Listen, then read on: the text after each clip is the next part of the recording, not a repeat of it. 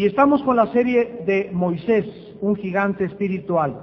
Y en esta mañana vamos a estudiar un pasaje bastante profundo, donde vamos a comenzar a entender los caminos de Dios. Los caminos de Dios que no son nuestros caminos.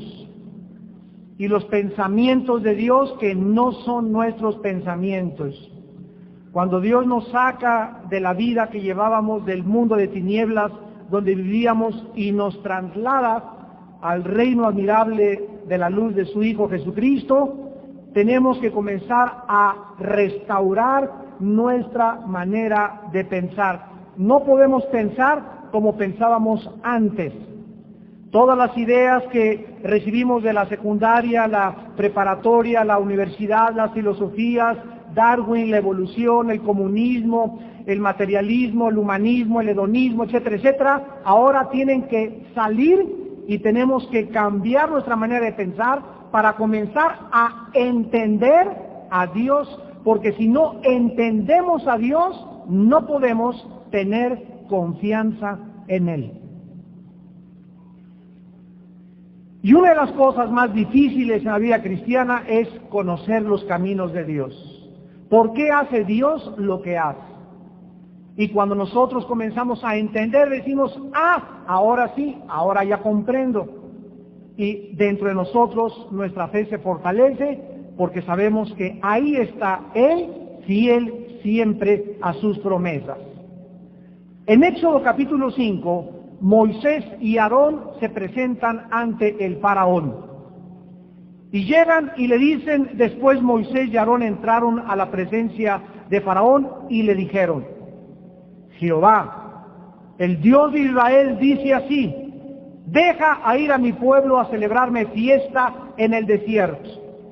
Aquí encontramos que ese Moisés, que 40 años fue aplastado, humillado, quebrantado por Dios en la escuela del silencio, la escuela del desierto, no cabe duda que después de haber estado en comunión con ese Dios tan maravilloso, no podía ahora Moisés tener miedo a ningún ser humano, ni siquiera al faraón de Egipto. El faraón era conocido por su crueldad, por sus bajos instintos, sus sentimientos nulos totalmente, lo revelaban como un hombre sin compasión, por lo cual la fe de Moisés y de Aarón estaba a prueba. Pero todos los hombres a quienes Dios envía a predicar el Evangelio son personas que han sido investidas de un poder que no es natural, es un poder que viene de lo alto para enfrentarse con hombres crueles como el rey Herodes, como Elías contra el rey Acab, Moisés contra Faraón, y así podemos ver que es Dios el que nos dé el valor para que esta misma Navidad no tengas miedo de dar testimonio del Evangelio. Porque el espíritu que Dios nos ha dado no es un espíritu de cobardía, sino es un espíritu de poder, de amor y dominio propio.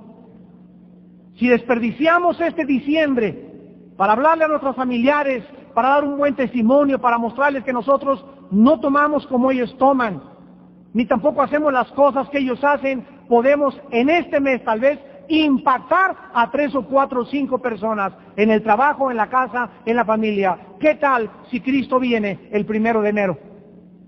Se te fue la oportunidad y jamás regresa otra vez a tu vida.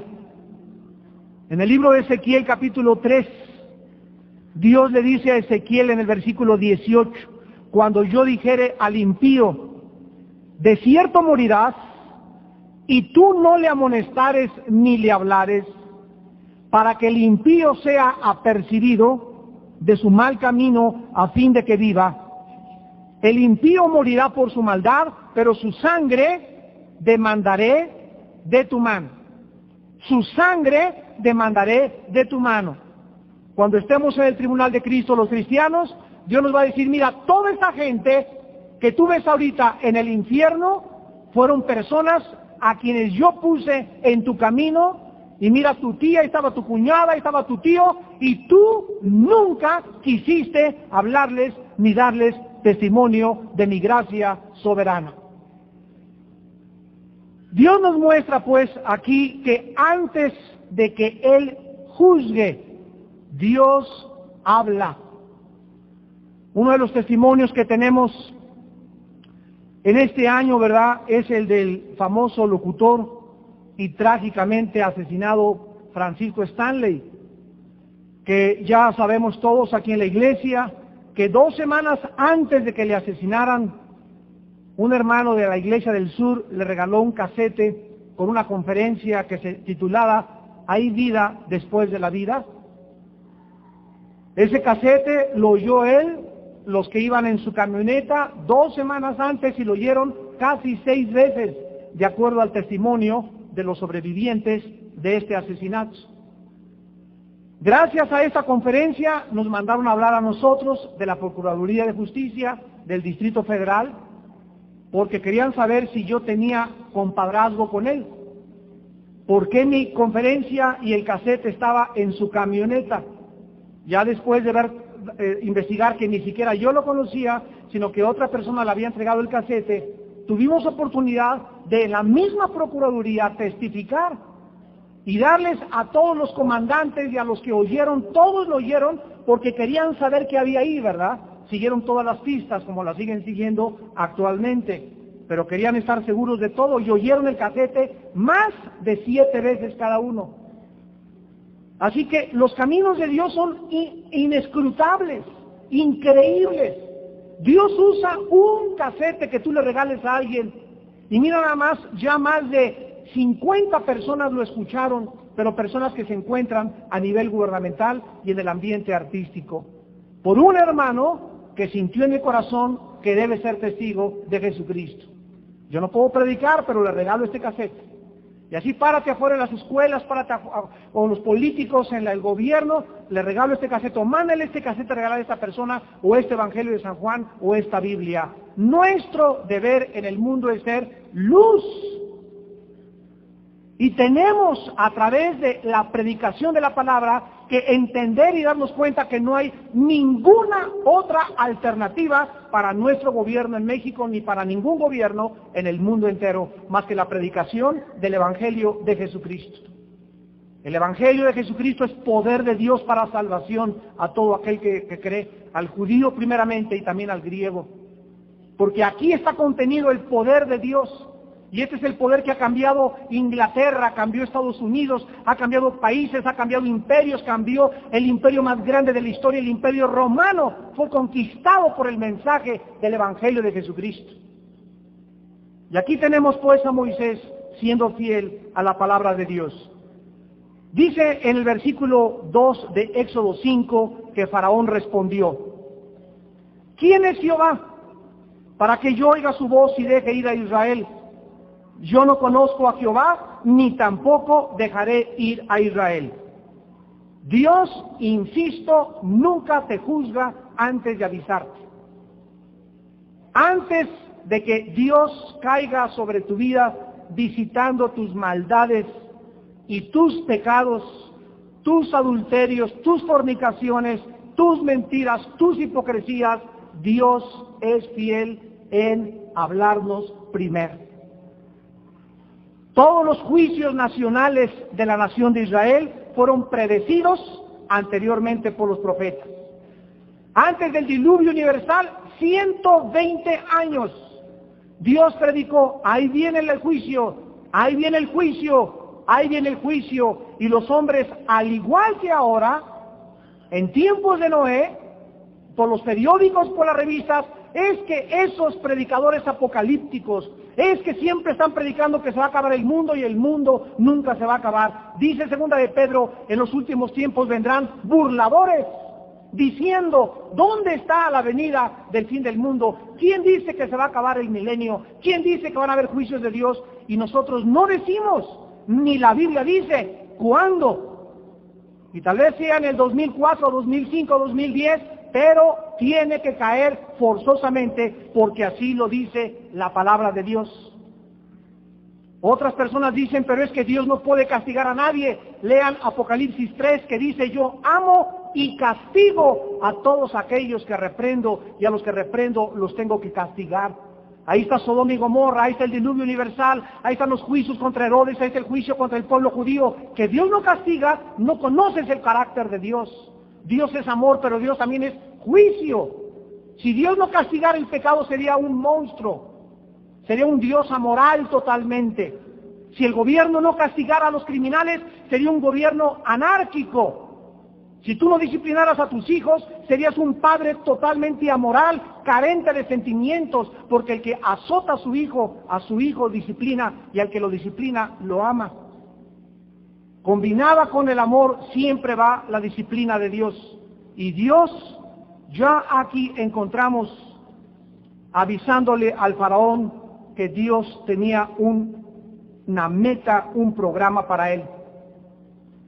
El carácter de este hombre llamado el faraón es revelado abiertamente en su desafiante respuesta.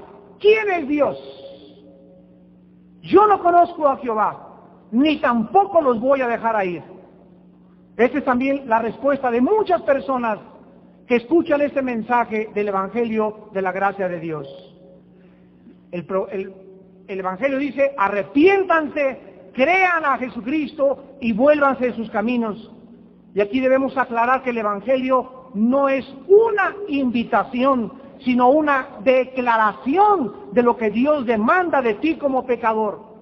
Dios no te invita a que te arrepientas, Dios te manda que te arrepientas. Hechos 17. Dios ha mandado ahora, ha ordenado ahora, habiendo pasado los tiempos de la ignorancia, a que se arrepientan todos los seres humanos. Arrepiéntete, dice Jesucristo en esta tarde, arrepiéntete de tus pecados y vuélvete a Dios, el cual tendrá misericordia y te perdonará. Aquí debemos aclarar entonces que la demanda de Jehová era absolutamente clara, y Dios ya había prevenido a Moisés. Vean ustedes en Éxodo capítulo 3, versículo 18 al 20, lo que iba a suceder. Dios le dijo a Moisés, oirán tu voz, e irás tú y los ancianos de Israel al rey de Egipto, y les diréis, Jehová el Dios de los hebreos nos ha encontrado. Por tanto nosotros iremos ahora camino de 3 días por el desierto para que ofrezcamos sacrificios a Jehová nuestro Dios. Mas yo sé, dijo Dios, que el rey de Egipto no los dejará ir, sino por mano fuerte. Pero yo extenderé mi mano y heriré a Egipto con todas mis maravillas, y haré en él, y entonces os dejaré ir. Hay 3 palabras en el libro del Éxodo para el endurecimiento del faraón, y las 3 palabras son progresivas. La primera la encontramos en Éxodo 4:21, y se usó la palabra hebrea azak, que significa hacerse fuerte, o sea, me hago fuerte, no lloro. Yo recuerdo antes de ser cristiano que esa palabra se aplicaba a mi vida. Yo le dije al mundo y me dije a mí mismo, yo no voy a llorar ya nunca. Los hombres somos machos y no lloramos. Esto es hacerte fuerte y decir, yo voy a ser fuerte y no voy a llorar. O no voy a creer nunca ese evangelio, o no voy a creer nunca en Dios. Es la primera palabra, que significa endurecimiento. La segunda es kabed, que se usa en Éxodo 7:14, y significa insensibilidad. Y la tercera es kashá, que significa terco u obstinado. Éxodo 7:3. Vean ustedes el progreso gradual del corazón de un ser humano. Primero te propones, no voy a creer. Segundo paso, te insensibilizas. Y en tercer lugar, pase lo que pase, aunque tiemble, aunque se te muera tu hijo, aunque se muera tu esposa, aunque te metan a la cárcel, cuando llegas al tercer nivel, nada ni nadie puede cambiar tu corazón. Has llegado a lo que en la Biblia se llama el pecado imperdonable. que es un pecado que los cristianos no podemos cometer, es el único pecado que Dios no perdona: la incredulidad y la resistencia a la acción del convencimiento del Espíritu Santo. Dice en Hechos 7:51, Esteban le dice a los fariseos: ustedes siempre resisten al Espíritu Santo. Fue el pecado de los fariseos. Vieron a Lázaro resucitar, vieron a los ciegos vieron a los paralíticos caminar y ni así creyeron. Y además le dijeron a Cristo que en el nombre de Satanás echaba fuera a los espíritus malignos. Cristo dijo: cualquier pecado les será perdonado, pero no este que ustedes acaban de cometer. De haber visto mis obras, haber visto el testimonio, haber oído el Evangelio, haber sido testigos de tantas maravillas de Dios, y aún así han llegado a obstinarse y en tercos que no quieren creer, porque comenzaron a perder la sensibilidad. ¿Cuántos de ustedes se encuentran en el primer término en esta mañana? ¿Cuántos de ustedes han oído el Evangelio hace 2 meses, hace 3 meses, hace 1 año? Tu mamá te habló de Cristo cuando eras chiquito y sigues ahorita terco: no voy a dejar a mi amante, no voy a dejar de robar en el trabajo, no tengo por qué pagar impuestos. Si tú sigues con esa mentalidad, brincas al segundo nivel, te insensibilizas. Y vienes a la iglesia y oyes la palabra y te gusta la Biblia, pero en tu corazón ya no hay sensibilidad. ¿Cuándo descubrimos que estamos siendo insensibles? Cuando oímos y no hacemos lo que oímos. Cuando oyes y te entra por acá y te sale por allá. Ya tiene 1 año Dios diciéndote: trata bien a tu esposa, cuídala, apapáchala, consiéntela, llénala de atenciones. Sí, Señor. Y llegas a la iglesia y sirves y todo, y aleluya, y vas a las campañas y vas a visitar a la cárcel, o puedes tener una actividad, pero nada de lo que has oído lo haces. Todo te entra por acá y por allá. Y quieres pagarle a Dios o comprar a Dios haciendo buenas obras. Y Dios no puede negociar con ningún ser humano. O tú haces y comienzas en tu casa que es el gimnasio de la vida cristiana, lo que Dios te manda, o te vas a insensibilizar y vas a llegar al tercer lugar donde llegó el faraón. El faraón se hizo cada vez más duro, más insensible y más terco para no dejar salir al pueblo de Dios. Ahora, Dios ya sabía esto. Dios ya sabía que cuando Moisés fuera ante Faraón, lo vimos en la clase pasada, Faraón no los iba a dejar ir. Y aunque Moisés había oído a Dios, como ya vimos en Éxodo 3, que Dios le dijo: no te va a dejar ir, Moisés, cuando oye que Faraón no lo deja ir, se deja caer en una espiral y se derrumba en el desánimo y en la desilusión, porque no salieron las cosas como Dios me dijo que iban a salir. Y el estudio de esta mañana se trata precisamente de los caminos de Dios. Moisés nunca se imaginó la respuesta de Faraón a sus demandas, y lo que aprendió Moisés en estos subes y bajas de su vida, igual que nosotros, nos van a enseñar principios para que aprendamos a qué hacer en nuestros tiempos cuando las cosas no nos salen como nosotros creíamos que nos iban a salir. Vemos pues entonces Faraón diciéndole a Moisés: ¿quién es Jehová? Yo no conozco a Jehová, ni tampoco dejaré ir a Israel. En el capítulo 5 del Éxodo encontramos 3 ciclos de eventos, 3 ciclos que se repiten una y otra vez de la misma manera. Cada ciclo tiene un anuncio. Llega Moisés: deja ir a mi pueblo. Cada ciclo tiene una reacción: no lo dejaré ir. Cada ciclo tiene una reacción de enojo y de culpa injusta en contra de los siervos de Dios. En el primer ciclo, del versículo del 1 al 9, dice la Biblia en el versículo 3 que entonces Moisés a Faraón: el Dios de los hebreos nos ha encontrado Iremos ahora camino de 3 días por el desierto y ofreceremos sacrificios a Jehová nuestro Dios para que no venga sobre nosotros con peste o con espada. El rey de Egipto les dijo, Moisés y Aarón, ¿por qué hacéis cesar al pueblo de su trabajo? Vuélvanse a sus tareas. Dijo también el faraón, he aquí el pueblo de la tierra ahora es mucho, y ustedes le hacen cesar de sus tareas. Y mandó Faraón aquel mismo día a los cuadrilleros del pueblo que lo tenían a su cargo y a sus capataces, diciendo, de aquí en adelante no les den paja al pueblo para hacer ladrillo como hasta ahora.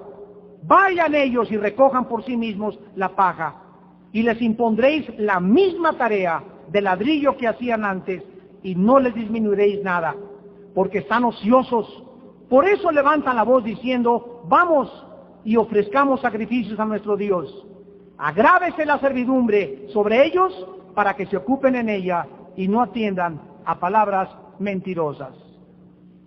Aquí encontramos a Moisés haciendo la voluntad de Dios, ¿verdad? Ya dejó de pelear contra Dios, sí, capitán, lo que tú digas voy a hacer, y ahora por hacer la voluntad de Dios, se encuentra Moisés con que la respuesta es absolutamente asombrosa. ¿Cuántos de ustedes no han entendido la siguiente ley espiritual? Escuchen muy bien, el primer principio en esta mañana. Muchas veces, antes de que Dios nos arregle un asunto, va a dejar que empeore.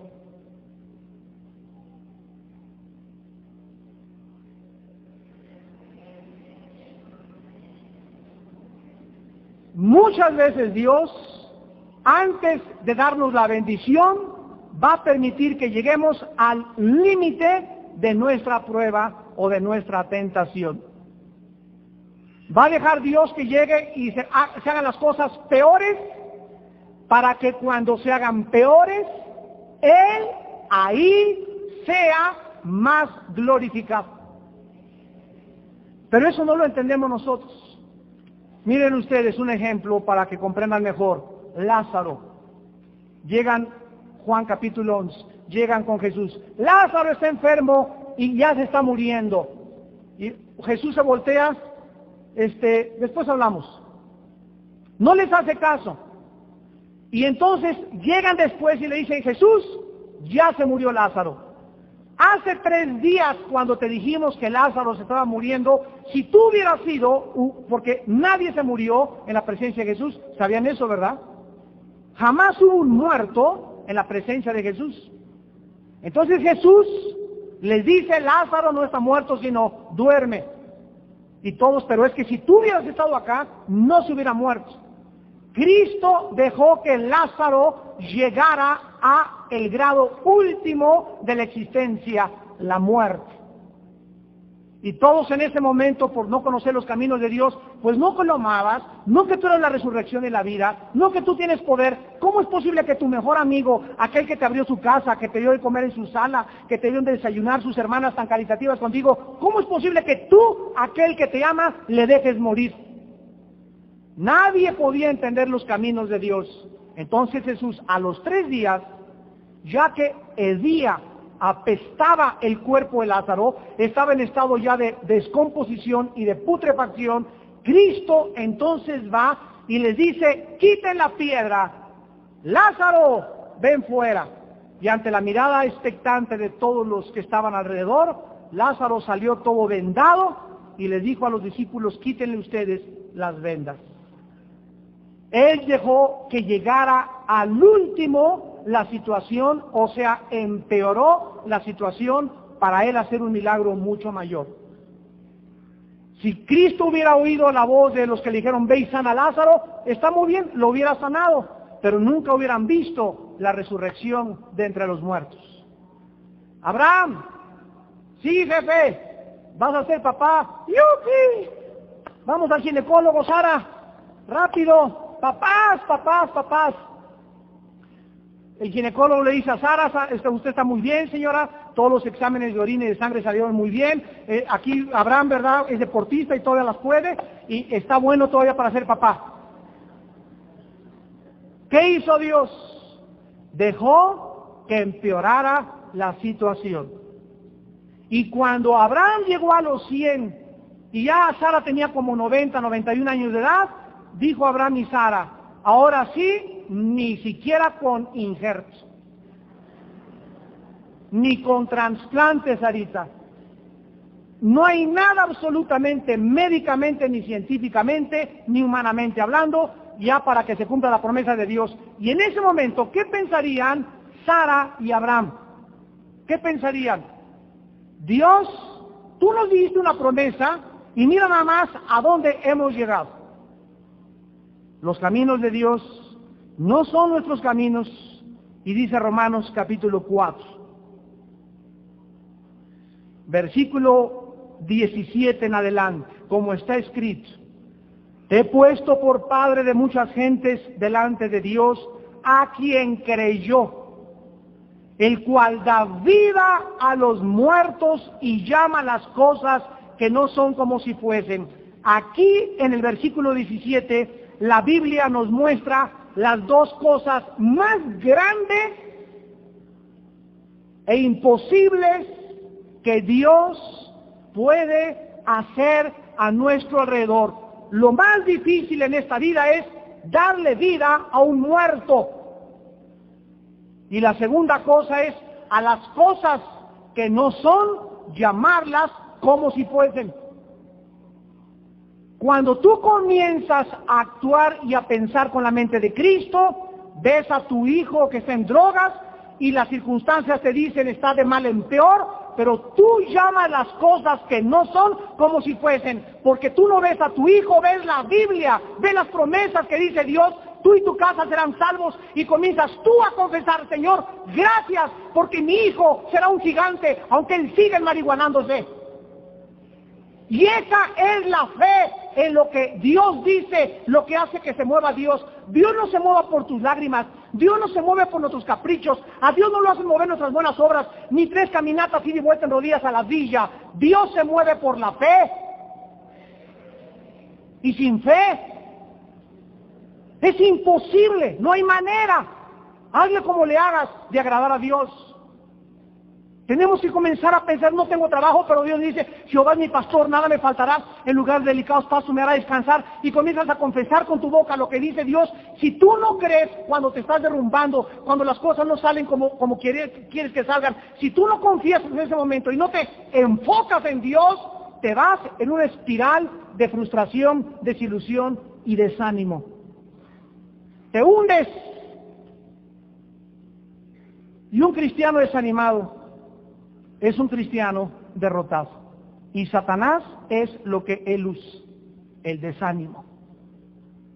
En Éxodo 5, 22 y 23, dice la Biblia que entonces Moisés, desilusionado, frustrado, confundido, como muchos de nosotros, cuando las cosas no salen como creíamos que iban a salir, y sin entender qué está pasando, hizo las dos preguntas clásicas que todos los seres humanos hacemos cuando nos dirigimos hacia Dios. Éxodo 5:22. Dice la Biblia que Moisés le dijo, Jehová, ¿por qué? ¿Por qué? ¿Por qué me está saliendo todo mal si yo te amo, te he servido, te he hecho cosas, he diezmado, soy fiel a mi esposa, todo? Señor, estoy en medio de tu voluntad. ¿Por qué, Señor? ¿Por qué? Y a Dios no le incomoda que tú le digas por qué. Ya hemos visto muchas veces las dos actitudes. Y podemos decir la misma cosa con otro corazón. Hay muchos de ustedes que le dicen, ¿por qué? A ver, dime, contéstame ahorita mismo, no todo lo que te he dicho, ¿cómo me sirves? Fíjate, las palabras que estás diciendo. Y ve la otra actitud, Padre, estoy muy confundido, no entiendo qué está pasando. Oh, papito, dime por qué. ¿Ven? Dijeron lo mismo, pero la actitud del corazón es diferente. Job, un hombre puesto al máximo del horno caliente bajo todos los grados de temperatura. Y ahí prueba Dios en Job, en una de sus máximas obras de arte en la Biblia, a un ser humano que lo mete al horno Y cada vez que le sube más la temperatura y más la temperatura, Job comienza a decir, ya quemándose, aunque me matare, en él esperaré. Y yo sé que en mi carne, después de que se deshaga, he de ver a Dios. En todo este tiempo de aflicción, de sufrimiento, Job nunca perdió su dignidad, su confianza y su fe en Dios. Y miren cómo lo recompensó Dios. Si había algún ser humano en esta vida que puede decir, ¿por qué? Era Job. Recto, justo, temeroso y pierde todo en la vida. Inmediatamente nuestra perspectiva es, Dios es un monstruo, Dios venga, Dios no sabe hacer las cosas porque no entendemos sus caminos. Y si tú en la vida, cuando tengas estas espirales y estos descensos, donde comencemos a sentir que caemos en la barranca, comienzas a desenfocarte en Dios y te olvides de sus promesas, vas a hundirte en un pozo de la desesperación. Dice Moisés, ¿por qué, Señor, has afligido a este pueblo? ¿Para qué me enviaste? Tal vez pensaba que Dios había cometido el error de haberlo escogido a él como libertador, pero Dios le responde con otra promesa. Éxodo 6, versículo 1.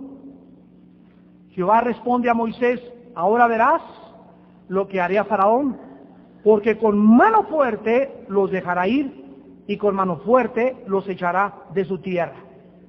Con estas nuevas y frescas palabras, Moisés regresa a su hermano y le comunica el mensaje de Dios. Versículo 9. De esta manera habló Moisés a los hijos de Israel, pero ellos no escuchaban a Moisés a causa de la congoja de espíritu y de la dura servidumbre. Moisés se encuentra pues ante ese Dios todopoderoso que le dice, Moisés, yo voy a cumplir lo que te prometí, pero no en tu tiempo, no en la forma como tú crees, sino que todas las circunstancias que no entiendes en tu vida, que están pasando ahorita en tu familia, todo lo que pasa ahorita en tu negocio, no lo entiendes, pero quiero que recuerdes, yo soy Jehová, yo soy Dios, mis promesas son inmutables, y aquel que es poderoso para hacer todas las cosas, mucho más abundantemente de lo que esperamos o entendemos, según el poder que actúa en nosotros, de acuerdo a su voluntad y al consejo de su soberanía. Dios le dice 5 veces en Éxodo capítulo 6, versículo 2, yo soy Jehová. Versículo 6, yo soy Jehová. Versículo 7, yo soy Jehová vuestro Dios. Versículo 8, yo Jehová. Y versículo 22, yo soy Jehová. Al repetir esta declaración, Dios le está diciendo a Moisés, Moisés, no veas lo que está pasando, no veas tu trabajo, no veas tu familia, veme a mí, yo soy. Yo soy. Ahorita, en este momento, no necesitas entender, necesitas fortalecerte. A ver si me entienden. Muchas veces no entendemos lo que pasa y no vamos a necesitar entender cuando nosotros querramos. Pero mientras tú entiendes lo que está pasando, ¿qué necesitas para soportar la prueba? ¿Qué necesitas? Fuerza. ¿Verdad? Porque mientras seamos fortalecidos, podemos soportar y aguantar lo indecible con nuestra fe en Jesús. Contigo asaltaré muros, con mi Dios derribaré ejércitos. Mientras en el corazón tengas fuerza y estés en silla de ruedas, mientras en el corazón tengas fortaleza y hayas perdido un ser querido, mientras en tu vida tengas fortaleza y hayas perdido el trabajo, puedes salir adelante. Pero pierde la fuerza y ¿qué cosa? Nos desguanzamos totalmente, nos derrumbamos, nos debilitamos, nos desilusionamos y nos desanimamos, porque ahí tirado, ¿qué cosa has hecho? Has bajado el escudo de la fe. Yo soy Jehová. 5 veces Dios le dice esto. Nosotros necesitamos, amados hermanos, en tiempos de prueba, en tiempos que subimos y bajamos, en tiempos donde no está claro, necesitamos recordar y aprender que Dios es bueno, soberano, poderoso, justo, compasivo. Su amor y sabiduría nunca, nunca, nunca nos abandonarán ni nos dejará. En Isaías 45, el Señor dice al profeta estas verdades y estas promesas, y harías bien en memorizar todas estas promesas. Isaías 45, 2. Yo iré delante de ti, enderezaré los lugares torcidos, quebrantaré puertas de bronce y cerrojos de hierro haré pedazos. Dios irá delante de ti si eres soltero. ¿Y qué dice Dios?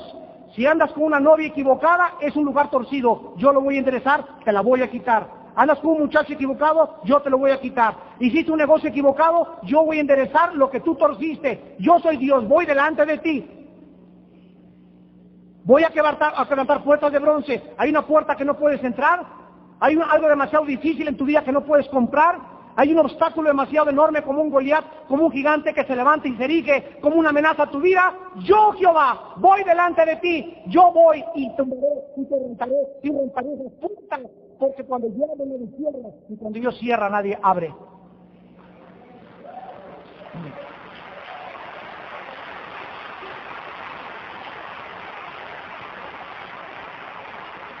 Isaías 48, versículo 17. Así ha dicho Jehová, Redentor tuyo, el Santo de Israel. Yo soy Jehová, Dios tuyo, que te enseña provechosamente. Todas las cosas que estamos atravesando son para nuestra enseñanza, que te encamina. Dios nunca nos quita nada sin darnos algo mejor. ¿Oíste? Perdí a mi novia, la quería mucho, mucho a mi novia. Perdí mi trabajo, hermano, y perdí aquello, y ya me corrieron. Dios nunca nos quita, el dentista nunca te saca una muela para hacerte mal, peor después. Te la saca para que sufras, para después hacerte bien. Dios quiere nuestra edificación, el que Dios no escatimó a su Hijo. ¿Cómo no nos dará todas las cosas?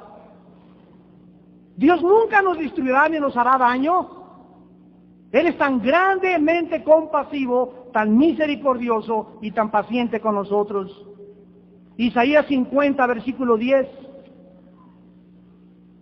¿Quién hay entre vosotros que teme a Jehová y oye la voz de su siervo?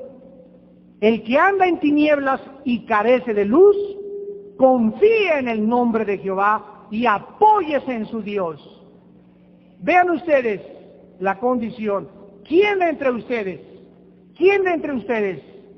oye la voz de Jesús todos los días en el devocional, temprano en tu casa, cuando te levantas y antes de acostarte?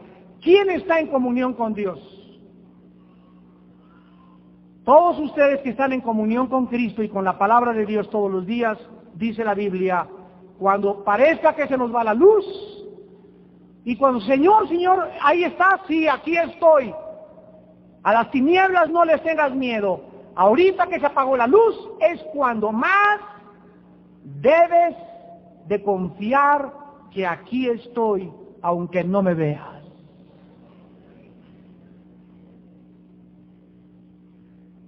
Y en segundo lugar, regresamos a Éxodo. Dios le dice a Moisés, 7 veces yo haré. 5 veces yo soy Jehová. 7 veces yo haré. Dice el versículo 6 del capítulo 6 del Éxodo, por tanto dirás a los hijos de Israel, yo soy Jehová y los sacaré de debajo de las tareas pesadas de Egipto, y os libraré y os redimiré. Vean ustedes quién lo va a hacer. Dirás, yo los sacaré, yo los libraré yo lo redimiré. Todo lo que Dios hace en nuestra vida, lo hace Él. En esta mañana hemos orado y yo he sentido la presencia del Señor como pocas veces en mi corazón. Y Dios nos vuelve a decir, yo lo voy a hacer. Yo voy delante de ustedes. Todo este tiempo han sido tiempos de ¿qué cosa? De pruebas. De pruebas y de pruebas. Nunca como en esta época Dios va a purificar nuestros corazones. Muchos de ustedes, esto es absolutamente vergonzoso. Les dije una vez, nos vamos allá al gimnasio, ¡ay, está muy incómodo! Vamos a cambiarnos del sur al norte, ¡ay, viajar todo el periférico! Son 15 minutos del sur para acá. Te cuesta mucho trabajo un domingo o 3 al año o 4 martes al año sacrificarte y irte a otro lugar o irnos al estacionamiento. A muchos de ustedes se les quita la comodidad y comienzan a manifestar su corazón porque no son hombres y soldados que sufran penalidades como soldados de Cristo. Dios los está probando. Tantito que te muevan el tapete, ya, por favor. Si no tienes tu cama con tus sábanas de seda y tu limonada, tus palomitas y tu Coca-Cola, no vienes a la iglesia. Hace 2000 años, miles de hermanos nuestros, ¿dónde se juntaban? En las catacumbas, perseguidos, salían, echados a los leones, quemados, vieron el desprecio de sus bienes, les arrebataron todas sus propiedades y ellos jamás pudieron negar a Jesucristo. Y los cristianos del siglo XX estamos tan cómodos, tan mal acostumbrados. Por eso Dios, yo creo con mi corazón, ha probado y ha probado y ha probado y seguirá probando quiénes de entre ustedes serán los próximos líderes de la iglesia. Y no es más que a través del fuego donde se manifiesta lo que hay en tu corazón. Yo haré, dice el Señor, y Él lo seguirá haciendo. Podemos resumir el mensaje de Dios en esta mañana con estas palabras. Por causa de que yo soy el que soy, yo traeré una mujer que será la esposa y la madre de tus hijos a tu vida. Por causa de que yo soy el que soy, yo levantaré tu negocio para que tú bendigas a la iglesia y para que los pastores puedan enviar más misioneros y puedan sostener más obreros. Por eso te voy a bendecir, para que tú seas bendición a los demás. Yo voy a sanarte, porque yo sé que cuando seas sanado me vas a servir y vas a glorificar tu nombre, pero yo lo voy a hacer. Dios lo que hace, lo hace no para nosotros, sino para que nosotros nos convirtamos en bendición a los demás. Si yo no voy a recibir nada de Dios para entregarlo y va a ser para mí, Dios no me vuelve a dar nada en la vida. Y aún lo que no tengo, me lo quita. Abraham, yo te voy a bendecir para que tú seas bendición a los demás. Nosotros le hemos pedido a Dios con todo el corazón, Padre Santo, bendice a nuestra iglesia para que nosotros bendigamos a otros ministerios, a otras iglesias en Guatemala, en Costa Rica, en el Perú, en el Sudamérica, para que tengamos un instituto bíblico que comenzamos en enero. Lo vamos a comenzar ¿en dónde? En un parque vamos a comenzar, pero no nos va a detener nada en esta vida. Ahí en un parque vamos a iniciar la escuela bíblica en enero, porque vamos a seguir adelante con lo que tenemos, lo tenemos que hacer. No, ay, no tengo nada. Ay, Señor, si no tengo el cine con alfombras y con lámparas persas y franceses, ya no es iglesia. Ay, yo quiero una iglesia bonita y cómoda. Dios ya viene, ya se oyen los cascos del Apocalipsis y todos los cristianos que no están haciendo la voluntad de Dios y que no están en la voluntad de Dios van a lamentarse y alejarse de Él avergonzados. Tenemos que, con lo que tenemos, donde nos reunamos en Chapultepec, en la calle, con 3 cámaras de tercera categoría filmamos, con todo lo que podemos, tenemos que hacer la obra de Dios. Nada ni nadie nos puede detener, porque Él es Dios.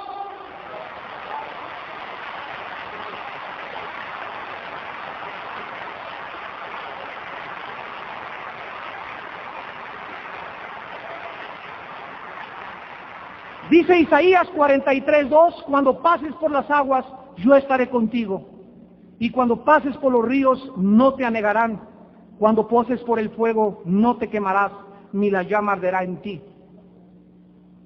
Este versículo guardado en nuestro corazón Siempre que estemos muy, muy atribulados y parezca que no hay Dios o que ha ido lejos o desaparecido en nuestra vida o nuestra familia, oh Dios, ya me está llegando el agua al cuello.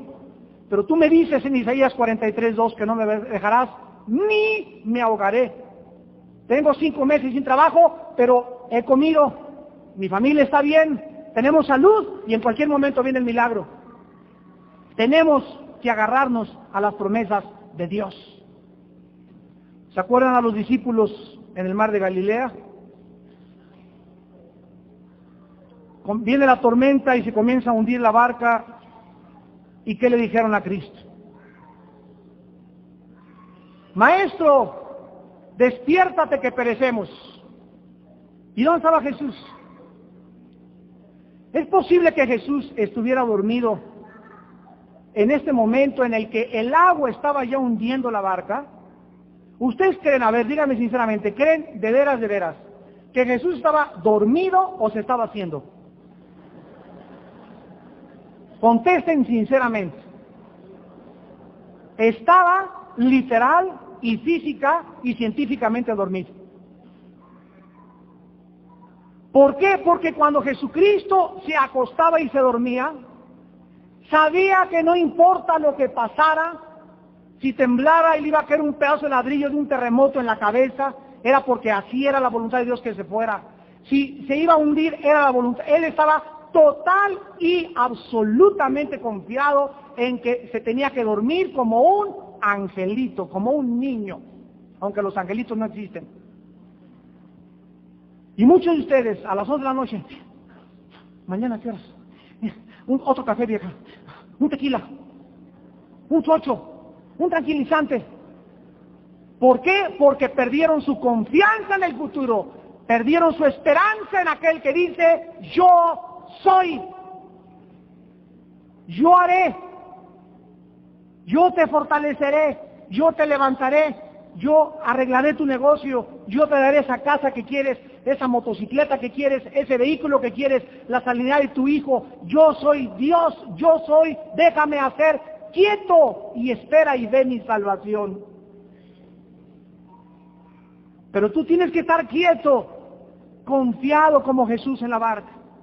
¿A dónde creen? Segunda pregunta que les hago, ¿a dónde creen que el agua les iba a llegar antes de que Jesús actuara? Jesús se levantó cuando el agua les llevaba hasta los tobillos apenas, y ahí hasta los tobillos ya estaban desesperados, nos ahogamos. ¿Cuál? Pues si ni siquiera estaban en el mar. Todavía estaban en la barca y ya se sentían que se ahogaban. Fíjense la capacidad humana para resistir las pruebas. Cristo pudo haber ido más lejos y él pudo haber dejado que se hundiera la barca, y cuando el agua les llegara exactamente aquí, antes de que se comenzaran a ahogar, pudo en el último momento salvarlos. Pero nada más dejó que les llegara hasta los tobillos. Pues muchos de ustedes no tienen el agua hasta acá. Dicen que se están ahogando, pero es tu predisposición mental a decir, ya no puedo, ya no sé qué hacer con mi hijo, ya no sé qué hacer con mi esposa, ya no va a cambiar, nadie va a cambiar mi familia, nadie va a cambiar mi matrimonio, ya no hay solución. Ahí te estás tú ahogando porque no has conocido a aquel que te dice, yo soy Dios. Ya quitaste tus ojos de Dios y estás enfocándolos en el mar. Pedro le dice a Cristo, ven para acá, y camina, y sale Pedro y comienza a caminar sobre el agua. Y cuando se da cuenta, Pedro dice, chirrión, caray, en el agua. Y cuando Pedro ve el agua, ¿qué le pasa? Se comienza a hundir. Mientras los ojos estén en Jesús, vamos a caminar sobre los problemas, vamos a caminar sobre las vicisitudes y vamos a ver milagros. Quitemos los ojos de Dios y pongámoslos en este mundo y nos vamos a hundir. Quiero terminar con 3 aplicaciones para nuestra vida personal. Este periodo de la vida de Moisés nos enseña que Dios no quiere que nos retiremos o que desertemos de su ejército cuando estamos haciendo su voluntad.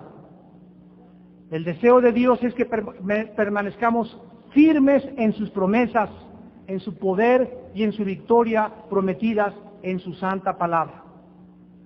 Cada principio que hemos aprendido esta mañana nos enseña a que en los tiempos difíciles que están diseñados por Dios, Dios está detrás de nuestros problemas y adversidades. Dios tiene un propósito detrás de todo lo que sucede. El primer principio es el siguiente: las circunstancias adversas nos llevan a hacer depender de Dios. Si cuando las cosas se ponen difíciles en tu vida, en el área que tú quieras mencionar, tu matrimonio, tu noviazgo, tu trabajo, cualquier dificultad, si en ese tiempo de dificultad tú no te acercas a Dios, has perdido de vista la vida cristiana. Porque es cuando tú en ese tiempo buscas a Dios donde descubres que Dios es real. Por nada estéis afanosos, Filipenses 4, 6 y 7.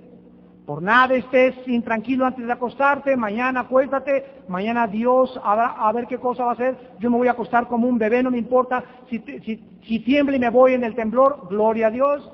Si hay un fuego y me quemo, pues ni modo, gloria a Dios. Yo me voy a dormir, Dios se va a ocupar de mí porque Él es mi pastor y Él va delante de mí.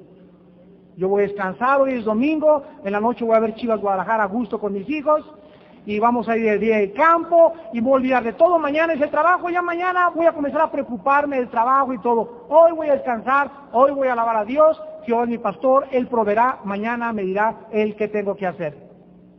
Por nada estén afanosos, sean conocidas vuestras peticiones, en oración, ruego y súplica, y la paz de Dios, que sobrepasa todo entendimiento, guardará vuestros pensamientos y vuestros corazones en Cristo Jesús. Tranquilo, aplácate, sereno moreno. Tranquila, somos hijos de Dios.